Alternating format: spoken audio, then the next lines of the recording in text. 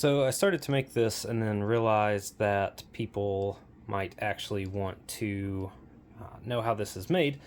So this is going to be the scene stone from Mandalorian. It's not an exact one-to-one, but I'm making it playable for Legion.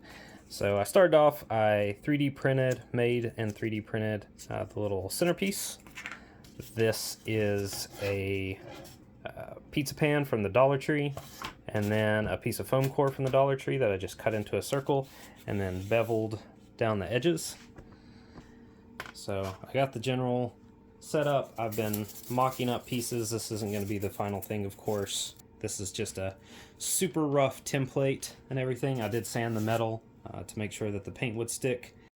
Once I got my rough template vaguely where I wanted it, I cut out 5 other similar sized shapes of varying lengths because I didn't want everything to be exactly the same. I just went through with my right angle and just cut everything out with my knife. Didn't worry too much about it. I got my hot wire cutter. This thing will save you a ton of time, and just made rough guidelines as to how I wanted this to shape out. This is the best $25 investment I've made for terrain making. And the XPS was, of course, too thick, so I cut it roughly in half, but I did it at a angle so it'd be thicker at the bottom. And then I took my template and cut the angle that I wanted so they would all be pretty consistent. Went through and textured everything with a tinfoil ball. On the stones themselves, I did bevel the edges just a bit.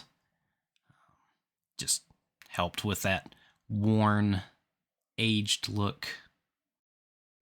And then hitting it with a heat gun, it'll cause it to shrink a little bit, but it toughens it up quite a bit and gives it some nice texture.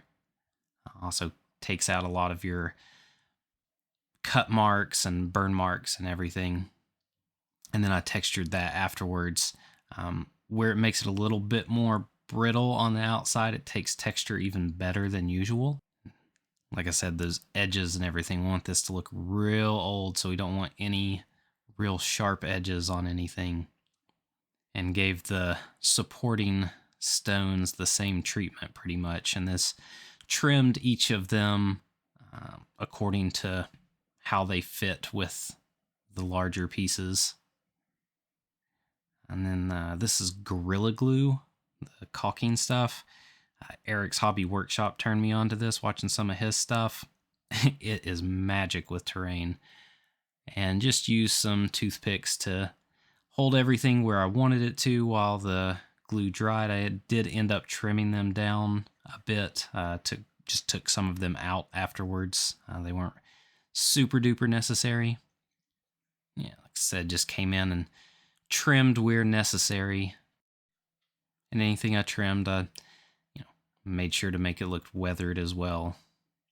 Came back through and gave it the same treatment, and then glued the pizza pan to the foam as well. Didn't want that going anywhere.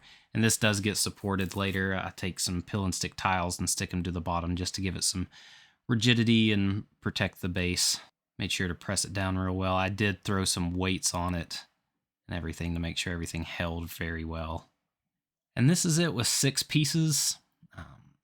I looked at it and, this was for Legion and it just didn't scream playability, like trying to get your arm in there. So I did decide to bring it down to 5. The spacing just worked a whole lot better, but still looking at it, it still didn't feel super playable. So I did decide to come in and shorten all the bits up, which was no big deal. Just taking the knife, cutting everything down, and then tinfoiling and all that good stuff over again, making sure it just all looked consistent. And then it was on to the goop. Everybody, I feel like every hobbyist has their formula for goop. This is just a little bit of plaster, Mod Podge. I did tan colored paint. If anything chipped, I just wanted it to automatically be that color. And then a little bit of water. Slapped it all on here. This would Also going to protect it in later steps for some spray paint. But this was just a good, solid, strong base to help protect everything. And then I came in and wanted to add a little bit of texture. So this is just some sanded grout. Again, it was same color palette, I felt like. So I was glad to do this to just help add some color variation, but stay in the same terrain area. I did glue everything down with the Gorilla Glue, and then came in with some PVA through some dirt, sand, and tiny little pebbles all together, just some mixed aggregate, just from various places, backyard, some hobby stuff and everything. Made sure to definitely get into the corners where dirt naturally accumulates, and just really seasoned to taste. And once everything had dried, I came in with a oil wash. This is burnt umber.